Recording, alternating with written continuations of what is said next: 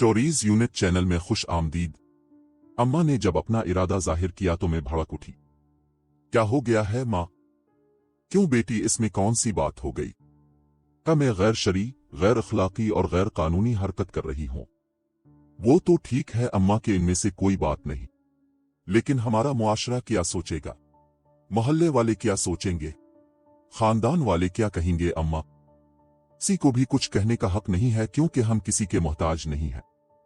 तुम्हारे बाप के मरने के बाद ये लोग हमारा ख्याल नहीं रखते और ना ही उन्होंने मेरी और तुम्हारी परवरिश की है। उनको बोलना भी नहीं चाहिए बेटी। बात यह थी कि माँ ने अपनी शादी का इरादा जाहिर किया था। मेरे बाबा की मौत को 3 साल हो चुके थे। ये शब और रोज हमने किस तरह गुजारे थे ये हम ही जानते हैं। शुक्र है कि छोटा ही सही लेकिन मकान अपना था, वरना हम दर दर की ठोकरें खाते रहते और कोई पूछने वाला नहीं होता। मेरी उम्र उस वक्त 17 बरस की थी, जबकि अम्मा ज्यादा से ज्यादा 35 की होंगी। इनकी शादी बहुत कम उम्री में हो गई थी और सबसे बड़ी बात यह थी कि माँ बहुत खूबसूरत और शादाब किस्म की औरत थी। हम दोनों जब साथ निकलते तो देखने वाले हमें बहनें समझा करते। अल्लाह ने मेरी माँ को बेहद खूबसूरत बनाया था। मैंने ऐसी सदाबहार किस्म की औरतें कम ही देखी होंगी। वो पढ़ी लिखी भी थी, इसीलिए उन्हें एक फर्म में जॉब भी मिल गई थी, जबकि मैंने अपनी तालीम का सिलसिला शुरू कर दिया था। उन्हीं के फर्म में एक शख्स था, असद।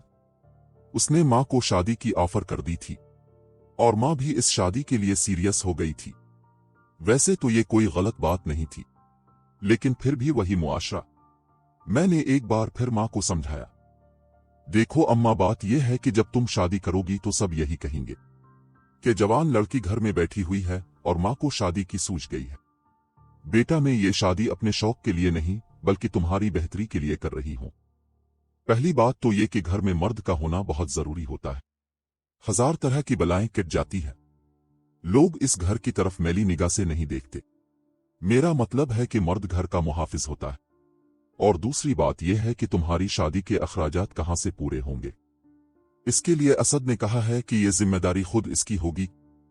फर्म में उसकी अच्छी सैलरी है। इसके अलावा उसने कुछ पैसे भी जमा कर रखे हैं। सब मिलाकर तुम्हें इज्जत के साथ रुखसत कर सकेंगे। और जहां तक खानदान वालों का ताल्लुक है तो उनकी बात ही फजूल है बेटा।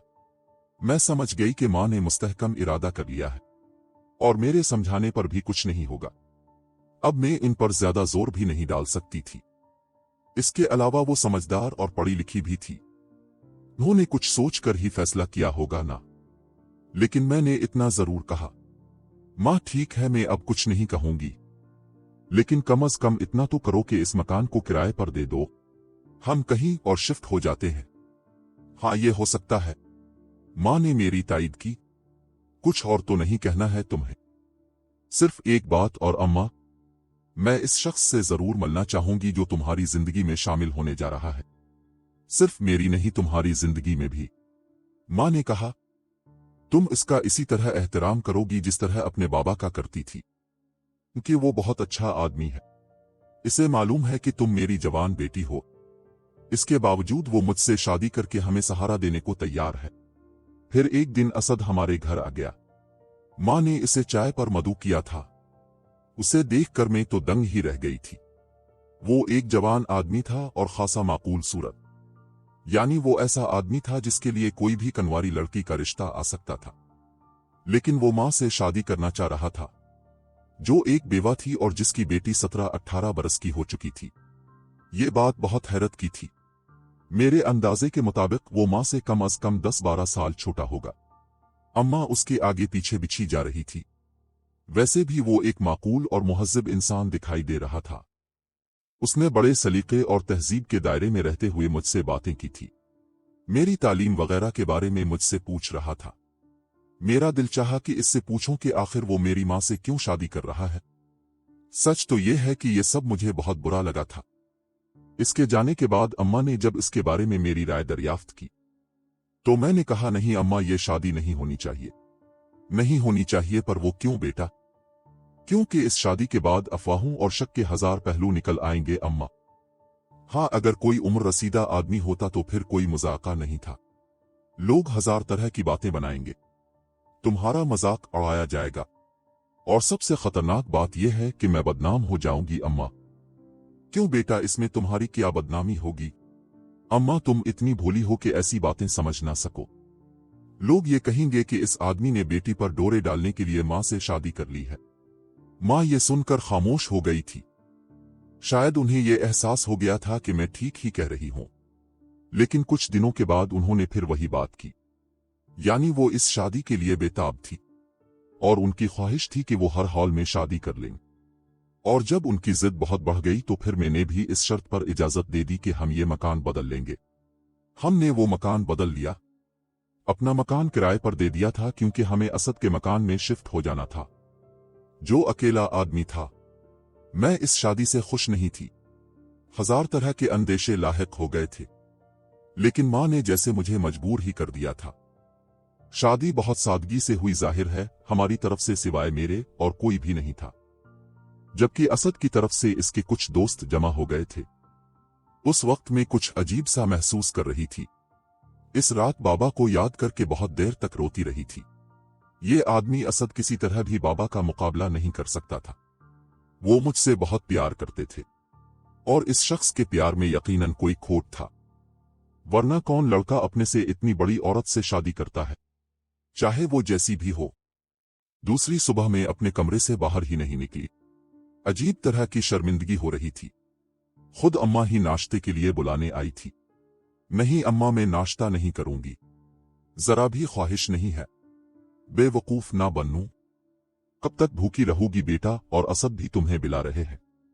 अच्छा अम्मा, फिर अब मेरा नाश्ता यही ले आए। बुरी बात है बेटे, असद क्या कहेंगे।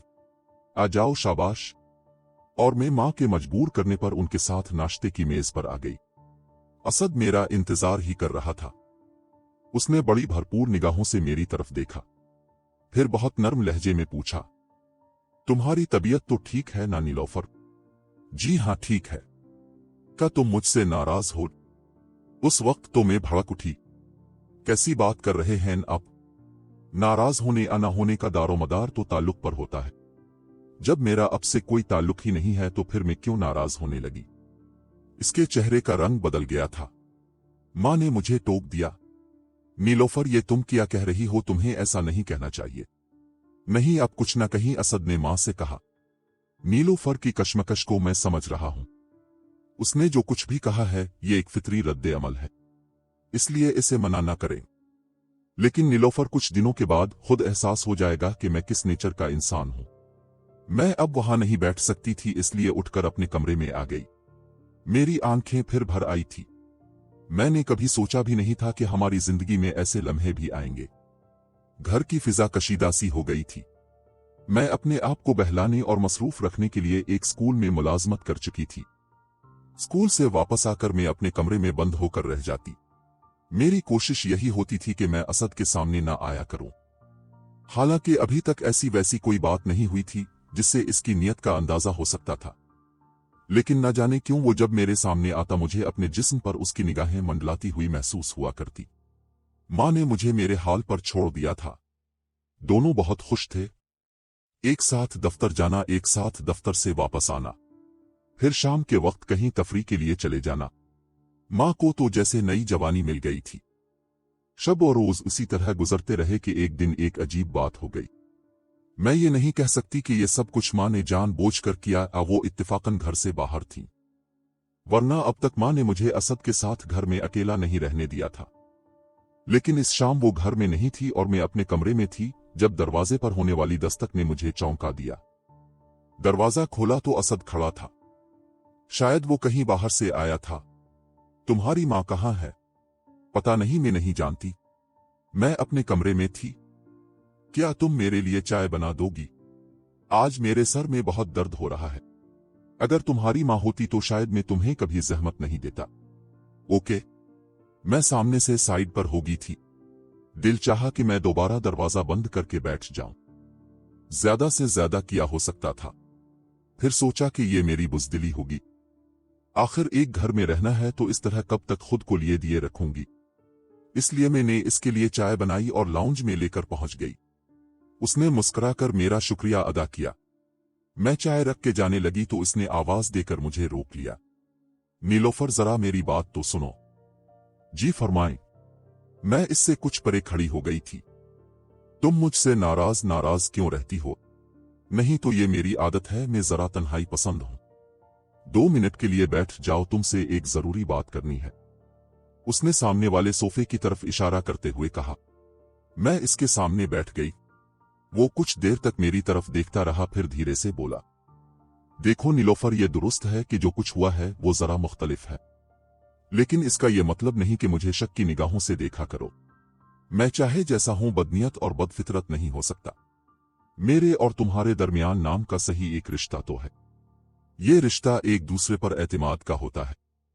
जैसे एक घर में एक साथ रहना है, तो फिर ऐसी नाराजगी किस लिए? देखें असद साहिब, मैं ये 10 दफा कह चुकी हूं कि नाराजगी वहां होती है जहां किसी से कोई ताल्लुक, कोई रिश्ता हो, और जब मेरा अब से कोई ताल्लुक ही नहीं, तो फिर कैसी नाराजगी? आपका रिश्ता मेरी मां से है तो मुझसे तो नहीं है ना, लेकिन मां के हवाले से तो कोई रिश्ता हो सकता है ना? नहीं, मैंने सख्ती के साथ इनकार में अपनी गर्दन हिला दी। तुम्हारी मर्जी, तुम्हें दोस्ती नहीं करनी है तो ना करो, लेकिन कम अज कम घर के मामलात में तो दिलचस्पी लो, क्योंकि ये घर तो हम सब का है ना। इस दिन के बाद मैंने अपने रवैये में थोड़ी सी नरमी कर ली। मैं कभी कभी उसके सामने भी आ जाया करती, लेकिन इससे बात करने के सिलसिले में बहुत मोहतात रहती। फिर एक दिन मां ने मुझसे कहा, नीलोफर, असद ने तुम्हारे लिए एक रिश्ता तलाश किया है, तो अब वो इस अंदाज से अटैक करना चाहता है। क्या हुआ है तुमको? इसके बारे में क्यों इतनी बदगुमान हो? वो बहुत भले आदमी है। मां छोड़ी ये सब, अगर मुझे रिश्ता तलाश करना हुआ तो मैं खुद कर लूंगी। आपके असद साहिब को ऐसी जहमत करने की जरूरत नहीं है। मां ने फिर इस मौजू पर कोई बात नहीं की। मैं असद जैसे लोगों की नीयत से वाकिफ थी, इसलिए मुझे हर कदम बहुत फूंक फूंक कर रखना था। असद ने यकीनन अपने किसी दोस्त से मेरे बारे में बात की होगी। शादी ना होती तो मैं इसके चुंगल में फंस जाती। ये लाजमी तौर पर कोई प्लानिंग होगी कि शादी के बाद मुझे मजबूर कर दिया जाए। मैं इस किस्म की कई कहानियां पढ़ चुकी थी, इसलिए मैंने असद और उसके लाए हुए रिश्ते से अपना दामन बचा लिया था। लेकिन सवाल यह था कि मैं आखिर इस किस्म के हालात में कब तक रह सकती थी। शादी तो करनी थी, और वो भी बहुत जल्द। मैं जितनी जल्द इस मकान से रुखसत हो जाती मेरे लिए बेहतर था। देर होने की सूरत में खराबियां पैदा हो सकती थी, लेकिन शादी हो तो किससे हो? ये एक अजीब सूरत हाल थी कि अब तक मेरी किसी से दोस्ती नहीं हो सकी थी। ऐसा कोई नहीं था जिससे मैं मोहब्बत के दावे कर सकती। किसी ने मुझसे मोहब्बत की कोई बात भी नहीं की थी। ऐसा जिंदगी में कभी कुछ हुआ ही नहीं था। बस एक सीधी सादी सी जिंदगी गुजारती चली आ रही थी। कोई था मेरा? कोई भी तो नहीं। लेकिन फिर एक दिन कोई मुझे मिल ही गया। वो स्कूल में अपने छोटे भाई के दाखिले के लिए आया था। दोनों भाई बहुत खूबसूरत थे।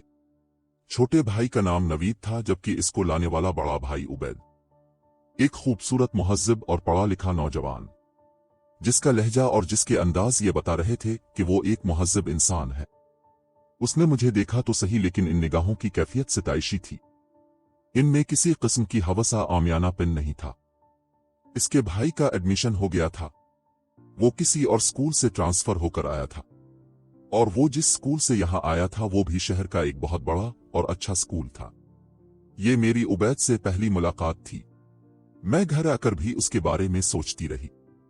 कुछ लोग ऐसे भी होते हैं जिनसे मिलकर जिंदगी से इश्क हो जाए। उबैद भी बिलाशुबा ऐसा ही था। इसके बाद बहुत दिनों तक इससे मुलाकात नहीं हुई, लेकिन एक दिन एक ऐसी बात हुई जिसने मुझे हैरान ही कर दिया। उस वक्त मैं कापियां स्टाफ रूम में चेक कर रही थी। नवीद इस वक्त बड़े अदब के साथ मेरे सामने ही खड़ा था। फिर इसने अचानक मुझसे पूछा, मिस, आप जानती हैं कि मैं इस स्कूल को छोड़कर आपके स्कूल में क्यों आया हूं? नहीं तो मुझे क्या मालूम। आपके लिए मिस? मेरे लिए क्यों? उबैद भाई मुझे जबरदस्ती आपके स्कूल में लेकर आए हैं। वो कह रहे थे कि आप उन्हें अच्छी लगती है। उन्होंने शायद आपको कहीं देखा था, इसलिए उन्होंने आपके स्कूल में मेरा दाखिला करवा दिया। वो जो कुछ बता रहा था वो मेरे लिए बहुत हैरत अंगेज था। ये एक अजीब बात थी। मेरा दिल इतनी तेजी से धड़क उठा था कि कोई हद ही नहीं। नवीद गलत बयानी नहीं कर सकता था। वो तो बहुत अच्छा बच्चा था। तो शायद उबैद ने मुझसे राव रस्म पैदा करने के लिए यह तरीका सोचा था। लेकिन कितना हैरत अंगेज और अनोखा तरीका था। अच्छा अच्छा, अपने काम पर ध्यान दो और हर एक को ये बात बताते मत रहना। Yes miss. मिस में किसी से क्यों कहने लगा। मैंने इसकी कापियां चेक करके इसके हवाले कर दी और सोचती रह गई कि आज वो ये किया कह गया है। कैसी बात कर दी इसने। उबैद ने मुझे कहाँ देख लिया था। जो भी है, इसने मुझसे जान पहचान के लिए बहुत मुहज्जिब रास्ता इख्तियार किया था। फिर एक दिन खुद उबैद अपने भाई की प्रोग्रेस मालूम करने के लिए बहाने से स्कूल आ गया। मैं इसकी आमद का मकसद समझ चुकी थी। मैंने उसकी तरफ देखते हुए पूछा, उबैद साहिब, आप ये बताएं अपने अपने भाई को इस स्कूल में क्यों दाखिल किया है। स्कूल की रेप्यूटेशन अच्छी है इसीलिए। उबैद साहिब प्लीज, मैं सच सुनना चाहती हूं। आप जो कुछ कह रहे हैं वो आधा सच तो हो सकता है लेकिन पूरा सच नहीं। ठीक है, तो फिर पूरा सच ये है कि तुम्हारे लिए। पर आखिर क्यों। अब इसका मैं इसके अलावा क्या जवाब दे सकता हूं कि तुम मुझे अच्छी लगी थी। मुआफ करना, मैं जरा बेतकल्लुफी से तुम्हें मुखातिब कर रहा हूं। लेकिन किसी की पसंद नापसंद पर कोई पाबंदी नहीं लगाई जा सकती ना। और ये कोई जुर्म या गुनाह भी नहीं है। बाज मामलात ऐसे भी होते हैं कि इंसान उनके सामने बेबस होकर रह जाता है। ये पसंद का मामला भी ऐसा ही होता है। बहुत खूब। आपने मुझे कहाँ देखकर पसंद कर लिया। रास्ते में। मैंने एक बार रास्ते में, फिर एक बार मार्केट में देखा था। और मैंने जब तुम्हारे बारे में मालूमात हासिल की तो पता चला कि तुम इस स्कूल में पढ़ाती हो। और आपने मुझसे कुर्बत के लिए अपने भाई का यहां ट्रांसफर करवा दिया। हाँ, क्योंकि मेरे पास और कोई रास्ता नहीं था। क्योंकि मैं इन लोगों में से नहीं हूं जो किसी लड़की को रास्ते में रोककर इससे जबरदस्ती बातें करने की कोशिश करने लगते हैं। इसकी ऐसी बातें मुझे अच्छी लग रही थी। इससे यह अंदाजा भी हो गया था कि वो अपनी फितरत में एक अच्छा इंसान है। कहाँ तो जिंदगी भर मोहब्बत नाम की कोई चीज मेरे पास नहीं आई और कहाँ ये हाल के मांगे बगैर मोहब्बत मिल गई थी। मोहब्बत करने वाला खुद चलकर मेरे पास आया था। मैंने कहीं पढ़ा था कि अगर सच्ची मोहब्बत दरवाजे पर आ जाए तो उसके लिए रास्ता खोल देना चाहिए। फिर मैंने उबैद के लिए अपने दिल के दरवाजे खोल दिए। हम में मुलाकातें होने लगीं। अब मुझे पूरी दुनिया खूबसूरत दिखाई देने लगी। घर का माहौल भी खुशगवार सा महसूस होने लगा। असद और मां ने मेरे इनकार के बाद फिर मुझसे रिश्ते की बात नहीं की। और ये अच्छा ही था, वरना खामखा घर की फिजा में बदमज़गी पैदा होती।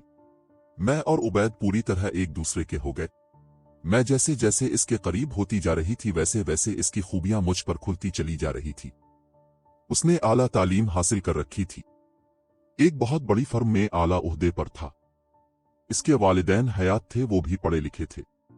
इससे छोटे दो भाई थे। एक तो नवीद और दूसरा जावेद जो कॉलेज में था। इसके मिजाज का ये आलम था कि उसने अभी तक मुझसे दरियाफ्त नहीं किया था कि मैं कौन हूं, मेरा बैकग्राउंड क्या है। एक शाम मैंने खुद ही ये जिक्र छेड़ दिया, उबैद तुम मेरे बैकग्राउंड के बारे में क्या जानते हो। नीलोफर में तो सिर्फ तुम्हें जानता हूं। तुम्हारे बैकग्राउंड से मुझे कोई दिलचस्पी नहीं। फिर भी जानना तो चाहिए कि मैं कौन हूं, उन हालात में जिंदगी गुजार रही हूं। तुम ही बता दो। मैंने इसे पूरी तफसील बता दी। सब कुछ सुन लेने के बाद इसके रवैये में कोई फर्क नहीं आया। मान लिया कि ये सब कुछ है तो इससे क्या फर्क पड़ गया। क्या तुम्हें कुछ महसूस नहीं हुआ कि मेरी मां ने दूसरी शादी कर ली है और मेरा बाप एक जवान आदमी है। मेरी मां से बहुत कम उम्र का है, तो इसमें कौन सी बुराई हो गई। इस किस्म के लाखों वाकयात हैं। बुराई यह होती है कि अल्लाह ना करे तुम्हारी मां किसी गलत राह पर चलने लगती। उबैद ये तो सोचो कि इस आदमी ने मेरी मां से शादी क्यों कर ली। तुम भी अजीब हो। तुम ये बताओ, क्या इस शख्स ने तुम्हारे साथ कभी कोई गलत हरकत की है। नहीं, अब तक तो ऐसी कोई बात नहीं हुई। तो फिर भूल जाओ इसको, अपनी फिक्र करो। लेकिन इस कहानी में एक बात जरा खतरे वाली है। असद किसी शख्स से मेरी शादी करवाना चाहता है और जाहिर है कि इसने ये रिश्ता किसी प्लानिंग के तहत ही सोचा होगा। हाँ, ये बात खतरनाक हो सकती है और अगर इस शख्स ने ज्यादा दबाव डाला तो मुमकिन है कि तुम्हारी मां मजबूर ही हो जाए। इसी बात का तो डर है। तो फिर उसका सिर्फ एक ही तरीका है कि मैं तुम्हें हासिल करने में जल्दी करूं। मैं अपने घर वालों को तुम्हारे घर भेज दूं। तुम्हारा क्या ख्याल है कि मेरे बैकग्राउंड को जानने के बाद तुम्हारे घर वाले इस रिश्ते के लिए राजी हो जाएंगे। उबैद ने जो कहा था वो कर दिखाया।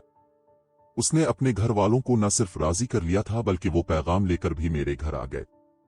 اس وقت خدا جانتا ہے کہ اسد نے کس دل کے ساتھ ان کا استقبال کیا ہوگا۔ بہرحال ماں بہت خوش تھی اور انہیں خوش بھی ہونا چاہیے تھا۔ عبید کے گھر والے بھی مہذب تھے، ایسے لوگ جنہیں کسی قسم کا لالچ نہیں تھا۔ انہوں نے صاف صاف کہہ دیا تھا کہ انہیں صرف لڑکی چاہیے۔ اس رشتے کے لیے میرا شاگرد نوید بھی آیا تھا۔ دراصل وہی بچہ میرے اور عبید کے درمیان پل بنا تھا۔ وہ شاید سب سے زیادہ خوش تھا۔ بہرحال یہ رشتہ طے پا گیا، تاریخ بھی مقرر ہو گئی اور ہم دونوں ایک ہو گئے۔ اسد کے منصوبے دھرے رہ گئے تھے۔ میری سسرال بہت اچھی تھی، عبید سب سے زیادہ اچھے تھے۔ میں نے سوچا بھی نہیں ہوگا کہ کسی کو اتنی خوشیاں بھی مل سکتی ہیں۔ ایک پیار کرتی ہوئی زندگی میرے ساتھ ساتھ چلنے لگی تھی۔ ہر چیز بہت خوبصورت تھی۔ ولیمے کے بعد دستور کے مطابق مجھے اپنے گھر جانا تھا، لیکن میرا دل نہیں چاہ رہا تھا۔ اسی لیے میں نے عبید سے کہا نہیں، عبید وہاں جانے کو دل نہیں چاہتا۔ پر وہ کیوں؟ اس لیے کہ وہاں میرا ہے کون؟ ماں ہے تو وہ خود ہی آ جاتی ہے۔ اسد ہے تو اس سے میرا کیا تعلق؟ وہ تو ٹھیک ہے، لیکن دستور کے مطابق تمہیں جانا چاہیے۔ بلکہ ایسا کرو، ہم چلتے ہیں اور کچھ دیر بیٹھ کر واپس آ جائیں گے۔ ہاں یہ ہو سکتا ہے۔ ہم دستور کے مطابق مٹھائی وغیرہ لے کر پہنچ گئے۔ میری ماں اور اسد نے کھانے پینے کا بہت زبردست اہتمام کر رکھا تھا، لیکن میں بس تھوڑی دیر بیٹھ کر واپس آ جانا چاہتی تھی۔ اور جب میں ان لوگوں سے اجازت لے کر اٹھنے لگی تو اسد نے مجھ سے کہا، نیلوفر تم سے ایک بات پوچھنی ہے۔ جی فرمائیے۔ تم یہ بتاؤ تم نے عبید کو کیسے پایا؟ یہ کوئی پوچھنے کی بات ہی نہیں ہے۔ میں خوش ہوں۔ کیا واقعی؟ جی ہاں، میں اتنی خوش ہوں کہ آپ اس کا تصور بھی نہیں کر سکتے۔ میں تمہیں یہ بتاؤں کہ میں تمہیں یہی خوشی تو دینے جا رہا تھا۔ اسد نے مسکراتے ہوئے کہا۔ کیا؟ میں نے چونک کر اس کی طرف دیکھا۔ ہاں، یہ میرا وہی دوست ہے جس کا رشتہ میں نے تم سے لگایا تھا۔ یہ کیسے ہو سکتا ہے؟ بیٹا یہی بات ہوئی ہے، میری ماں نے کہا۔ جب تم نے اسد کے رشتے سے انکار کیا تو ہم سب نے ایک پلاننگ کے ذریعے نوید کو تمہارے سکول میں داخل کرایا۔ پھر عبید آہستہ آہستہ تم سے قریب ہو گئے اور اب اللہ کے فضل سے تم دونوں ایک دوسرے کے ہو گئے ہو۔ میں ہونک بن کر ان لوگوں کی طرف دیکھتی رہ گئی۔ پھر اسد نے مجھ سے کہا، نیلوفر تم نے یہ کیسے سمجھ لیا تھا کہ میں نے کسی سازش کے تحت تمہاری ماں سے شادی کی ہے؟ میرا تم سے بظاہر کوئی رشتہ نہ صحیح، لیکن تمہاری ماں کے حوالے سے ایک مضبوط رشتہ تو ہے، اور وہ رشتہ ہے باپ کا، چاہے تم میرے خلوص پر یقین کرو یا نہ کرو۔ ہاں بیٹی، اب کیا کہتی ہو تم؟ میری ماں نے مجھ سے پوچھا۔ اب میں اس کے علاوہ اور کیا کہہ سکتی ہوں کہ باپ سے میرا رشتہ گہرا، بہت گہرا ہو گیا ہے۔ میری آنکھوں میں آنسو آ گئے تھے۔ اسد نے پیار سے میرے سر پر ہاتھ رکھ دیا تھا۔ اب ہم سب بہت خوش ہیں۔ میں ایک بیٹے کی ماں بھی بن چکی ہوں اور اسد میرے لیے ایک باپ کی طرح ہے۔ اور میں سوچتی ہوں کہ میرے اللہ کیا اس دور میں بھی ایسے لوگ ہوا کرتے ہیں۔ ہمیشہ یاد رکھیں کہ پانچوں انگلیاں برابر نہیں ہوتی۔ امید ہے آج کی ویڈیو آپ کو پسند آئی ہوگی۔ اپنی رائے کا اظہار کامنٹ سیکشن میں لازمی کیجیے گا۔ اللہ حافظ۔